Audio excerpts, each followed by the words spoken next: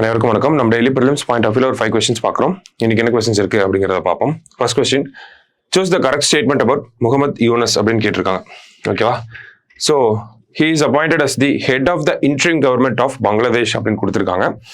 He won the Nobel Prize in 2006 for establishing Gramia Bank அப்படின்னு கொடுத்துருக்காங்க. known as pioneer of micro loans அப்படின்னு சொல்லியிருக்காங்க. So first statement பாருங்க, பங்களாதேஷின் இடைக்கால அரசாங்கத்தின் தலைவராக நியமிக்கப்படுகிறார். கரெக்ட் தான், நம்ம பார்த்துருந்தோம், நேற்று பார்த்துருந்தோம். ஷேக் ஹசீனா அவர்கள் பதவியை ராஜினாமா பண்ணிட்டு நாட்டில் பெரிய கலவரமா இருக்கு. அதனால பங்களாதேஷோட பிரசிடென்ட் ஒரு இன்ட்ரீம் கவர்மெண்ட்டை ஃபார்ம் பண்ணி அதனுடைய தலைவராக முகமது யூனுஸை அப்பாயிண்ட் பண்ணியிருக்காரு. சரிங்களா? ஸோ இவர் யார் அப்படின்னு பார்த்தோம்னா 2006ஆம் ஆண்டு கிராமிய வங்கியை நிறுவியதற்காக பங்களாதேஷ்ல இருந்து நோபல் பீஸ் பிரைஸ் வாங்கியிருப்பார். ஓகே, அமைதிக்கான நோபல் பிரைஸ் வாங்கியிருப்பார். ஓகேங்களா? இந்த மைக்ரோ ஃபினான்ஸ் அப்படிங்கிற அந்த ஒரு விஷயம், குறுங்கடன்கள் அப்படின்னு சொல்லுவோம், அதுக்கான முன்னோடியாக யார் அறியப்படுகிறார் அப்படின்னு பார்த்தோம்னா முகமது யூனுஸ் அவர்கள் தான் அறியப்படுகிறார். ஸோ மூணுமே கரெக்டான ஸ்டேட்மெண்ட் தான். இப்படிப்பட்ட ஒரு நபர் தான் இப்போ இன்ட்ரீம் கவர்மெண்டோட ஹெட் அப்பாயிண்ட் பண்ணிருக்காங்க. So 1 and 2 3 are correct. ஓகேவா?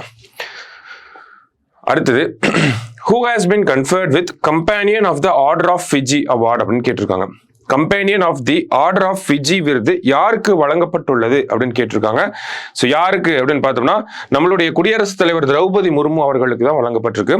ஸோ ஃபிஜி நாட்டுடைய உயரிய விருதாக கருதக்கூடிய இந்த ஆர்டர் ஆஃப் ஃபிஜி அப்படிங்கிற இந்த அவார்டை கொடுத்துருக்காங்க. சரியா? அடுத்தது, centenary of which agriculture scientist is being celebrated அப்படின்னு கேட்டிருக்காங்க. எந்த வேளாண் விஞ்ஞானிக்கு 100ஆண்டு விழா கொண்டாடப்படுகிறது அப்படின்னு கேட்டிருக்காங்க. ஸோ யார் அவர் அப்படின்னு பார்த்தோம்னா இந்தியாவுடைய green revolution father of green revolution MS Swaminathan அவர்களுடைய 100ஆண்டு விழா தான் கொண்டாடப்படுகிறது. ஓகேவா? அடுத்தது, the famous Bhoto Jatra festival is celebrated in which country? புகழ்பெற்ற போடோ ஜாத்ரா விழா எந்த நாட்டில் கொண்டாடப்படுகிறது அப்படின்னு கேட்டிருக்காங்க. எங்க அப்படின்னா நேபாளில் இருக்கக்கூடிய ஒன் ஆஃப் த இம்பார்ட்டன்ட் ஃபெஸ்டிவல்ஸா இருக்கு. சரியா?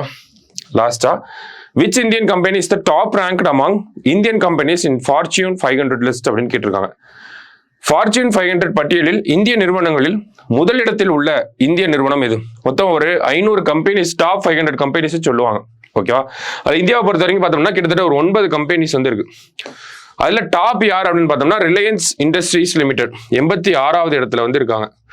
ஸோ அடுத்தது பார்த்தோம்னா LIC 95ல இருக்காங்க. ஓகேவா? ஸோ 100க்குள்ள இருக்கக்கூடிய 2 நிறுவனங்கள்னா இவங்க தான்.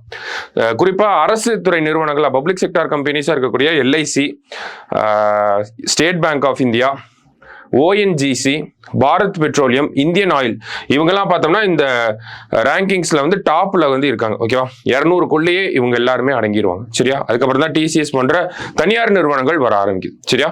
ஸோ இதுல டாப் அந்த 500 கம்பெனிஸ்ல இந்தியால இருந்து யார் டாப் அப்படின்னு பார்த்தோம்னா ரிலையன்ஸ் இண்டஸ்ட்ரீஸ் தான். சரியா?